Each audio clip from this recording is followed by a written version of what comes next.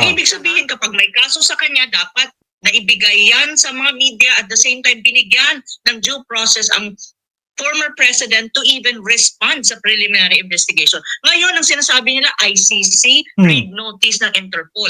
Ang read notice po, kahit balik-balik na rin natin ang mundo at tignan nyo, i-research nyo pa yan, buong hapon o buong magdamag, hindi po ibig sabihin na that is a prelude to an arrest. Hindi dapat hindi niya pinasama. And then the ICC, it has to go through the court, the local court.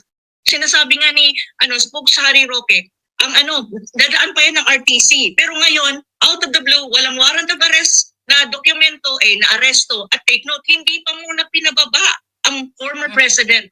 Hindi pinababa. Mismo daw, sa loob ng eroplano, doon pa, ginurgur nila. Baka didiretso na ng dahig. Sabi sa piloto, ilipad mo na ulit. So anong gagawin natin? Hahayaan lang ba natin naggurgurin nila yan? At susunod niyan, hindi lang imagine mo, that's the former president. Hindi man lang sila nagpasintabi. Una nga, sana sabi nga ng ating ni Mother Dragon, matanda na po yan. Actually, may tinatawag kang humanitarian consideration when you talk about a very old man. Kasi na yan 81 na nga ata, 80 or 81 na. Hindi pa alam, 79 79 nga daw. So, ito yung mga bagay na the whole public, the whole Filipino public and even the world is confused right now. Many of my media friends coming from different countries is asking me, Mother Dragon and Spokesari Roque, ano nga ba daw ang kaso at bakit inaresto ang former president? Sabi ko sa mga media friends ko from all over the world, hindi ko pa alam kasi confusing masyado. Mamaya. Walang malinaw na statement ang Malacanang on this. And even the Department of Justice is not clear. Even the Solicitor General issued a statement. Ang gulo-gulo nitong gobyerno na to. Kala ko Grandmaster nasa kanila. Mother Dragon, alam mo kung ano? Ang sinungaling, Leche. Sinungaling. Uy. Ang daming pronouncement, walang ICC, blah, blah, blah. We're a sovereign state. We will not cooperate, blah, blah, blah. At the end of the day, those are lies. So you see, mga kababayan, sinungaling po ang current administration ni Bongbong Marcos. Ang dapat matandaan yan. Hindi lang ito. Maraming beses na tayong niluloko hanggang ngayon. Sa araw na ito, ayan na, culmination ng pagsisinungaling nila. Oy, pumunta na kayo ng EDSA. Actually, breaking breaking news daw. News information, Ano daw? Na ayaw daw ipapasok. Sorry. Ayaw ipapasok sa nicho? Huwag mo na ipasok sa nicho. Uy! Pakimute po. Kapag hindi po kayo nagsasalita, parang hindi po tayo maka-affect. Ang gulo talaga nito mga DDS, ano?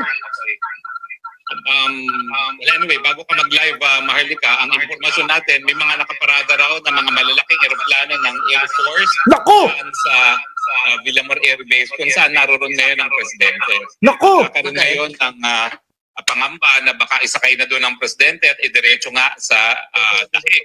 Pero hindi po ganyan ang proseso. Haharap muna po siya sa lokal na regional trial court. Parang extradition po mangyayari dyan, no? Hindi po automatic yan na isasakay sa aeroplano ang ating presidente papunta ng dahig. So, Maharlika, ano yung breaking mo? Oh yeah, breaking, dali. Breaking news natin ay kahit pagkain ni PRRD, umorder na ng pizza dahil gutom na si PRRD, ayaw payagan ng mga pulis. So ganito ka, napaka walang hiya itong inhuman. Kala ko naman kung anong breaking news, parang imposible naman yun. So yan ang nakarating sa atin. Actually, may mga videos na sinisend sa atin, but yun nga, ayaw papasukin. Tinitingnan lang natin yung mga updates, ayaw ipapasok yung pagkain na para kay Pangulong Duterte. So, talagang... Oy, may umiiyak! Nandito si Boss, magkano bayad sa iyo, boss? Okay. Tignan natin dito kung... May umiiyak! Right. Oh. Nakikita niyo ba ito? May umiiyak! Lang. Sige lang, magsalita ka muna dyan, Spoke. Gagawa Okay. So, ang balita po ay may mga eroplanong Philippine Air Force na nandoon nakaabang sa Villamor Air Base. Nasaan ang ating dating presidente? Dahilan kung bakit nangangamba ang iba na baka idiretso siya sa dahig. Mali po yung prosesong yan.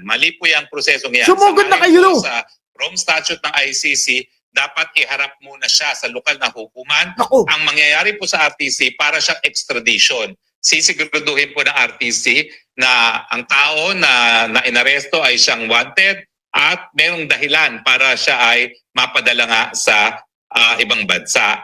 Pero ang importante po dyan, pag yan hinarap sa ICC, ang mga abogado ni Presidente Duterte ay po pwede lang magsabi na walang basihan yan dahil hindi na tayo miyembro ng ICC. Sumugod na kayo doon. Titignan muna natin kung ano ang magiging kasagutan ng lokal na hukuman bago nila madala sa abroad yan. No? Humiga kayo ngayon doon sa naman harap po, ng meron eroplano. ilang mga abogadong kasama ang ating Presidente Duterte dyan sa Villamor Air Base. Mga abogado lang po ang nakapasok. No? Ang alam pong abogadong nandun ay si abogadong Delgra na dating LTFRB no, na taga Davao. No?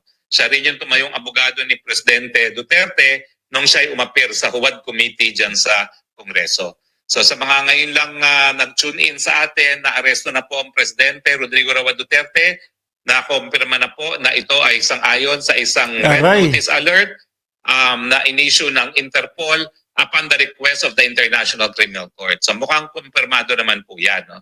So, pero ang issue na po ay isyung legal. Dapat bang makipagtulungan pa sa ICC ngayong wala na po talaga tayong membership sa ICC na yan. So, Maharlika, ready na ang video natin? Ayan, may- Folks, bilang, may papakitang video. Oh, anyway. So, ang aking panawagan talaga, Maharlika, tayo manindigan na. Tayo unti-unti na magpuntipon dyan sa EDSA. Hindi na po pwedeng. Pupunta si Maharlika sa EDSA. Na tayo ngayon dahil maintindihan na ng mga boss natin kung tayo mag-absent ngayon. No? Dahil napakalaki naman itong pangyayaring ito. Abay, kapag hindi pa tayo narinig, baka akalain na administrasyon nito, lahat tayo natatakot sa kanila. Ngayon po ang panahon para maging maisog, maging matapang, manindigan, lumaban, no? At protektahan ang demokrasya natin. Hindi lang po sa mga DDS, importante itong nangyayaring to dahil hindi lang po ito para sa mga nagmamahal sa Duterte. Sa lahat po ng Pilipino na nais protektahan ang ating pagiging malayang bansa ay dapat magsalita dahil ito po ay issue na ng soberenya jurisdiction, hindi lang po ito issue ng politika. Halika na, Roque! So, ang ating panawagan, balik kalsada na po tayo. No? Prof. Ana, as a political scientist, tingin mo ba yung mga kondisyon nung panahon ng EDSA 1 and 2 ay narito na ngayon dahil sa pag-aresto dito kay Presidente Duterte? Dali na, anak ng tinapa. Sobrang nandito na nandiyan na! tinatawag nating silent martial law. Ang tanong ko sa ating mga kababayan, hahayaan ba natin na bumalik tayo ulit sa pinakamadilim na kasaysayan ng ating bansa? And that was the martial law during the father of the current president. Gusto niyo bang bumalik tayo doon? Sa madilim na kasaysayan na yon? This is already it. Baka If we are in a silent martial law, baka sabihin sa kanila nung mga taong bayan, oo, gusto namin hanggat hindi kayo nauubos. issue po ito ng bawat Pilipino. Yun po ang aking gustong sabihin po sa inyo. Susubukan ko lang kung may naka-ano kasi. Meron tayong live video, si may kapatid na Maharlika. Hindi ko lang alam kung maipapakita ko pero kasi nakaano tayo. Ano papakita Ito dyan? lang to sa'yo, spokes. Ayaw eh. Ayaw. Prof. Ana, yung video actually nasa nasa group. Ano papakita dyan? forward sa ating tech dyan kung meron man. Oo, ipo-forward ko kay Ernest. Give me a little of time, ha? Okay. Okay. May video na naman. So talagang grabe. So Grabe! even si former Labor Secretary Sylvester Bello ay nag-act din nagsalita din siya. Okay, Anong tingnan sabi ni natin. Secretary Bello? Asan na yun? Okay, ang sabi ni Bello says they will be considering asking for hospital detention in the event that PRRD will be detained. Kailan ba to? Kaya pala, umaarte na, So no? yun lang ang sabi niya dahil nga may medical check-up siya tomorrow na schedule. Kamusta na kaya si You know what? si Mocha? Kahit na may medical check-up bukas o wala, sa edad ni Pangulong Duterte, hindi dapat siya inaharas ng gobyernong itong napaka-traidor. Matapos ipalibing ang kanyang ama, Uy, Supreme Court yun! suportahan ang kanyang kandidatura, ito ang ganti ng walang hiyang ito. Hindi naman natin sinasabi, okay, na dapat kapag may mga na lumabag sa batas, ay porket, may ginawang kabutihan, ay hindi na natin ipapakulong. Pero Hindi, sa yun yung case ni gusto nyo. Pangulong Duterte, maliban pa sa hindi na tayo miyembro ng ICC, wala naman silang maipakitang warrant of arrest, kundi red notice lang. Nako, So sinungaling definitely, kayo. ito talaga ay illegal at pangaharas at pang-intimidate. Not only kay Duterte, kundi sa buong mamamayang Pilipino. So yan ang kailangan maintindihan ng bayan. Kaya kailangan lumabas na kayo sa inyong bahay. Lahat ng sa Metro Manila, worldwide. Kung Kayo pwede lang pala mag-gather sila kayo, hindi. Ipakita niyo suporta kay Pangulo, Luzon, Visayas, Mindanao. Iparamdam ninyo na hindi nag-iisa ang Pangulo. Dahil nung siya ay nanindigan para ipagtanggol ang sambayan ng Pilipino, sinamahan natin siya at nagbunga ang lahat ng paghihirap niya. At hindi naman ako papayag, tayong lahat dito, Di punta na. harasin na lang ang ating Pangulo na ang laki ng kontribusyon, hindi lang sa OFW, kundi sa ating lahat.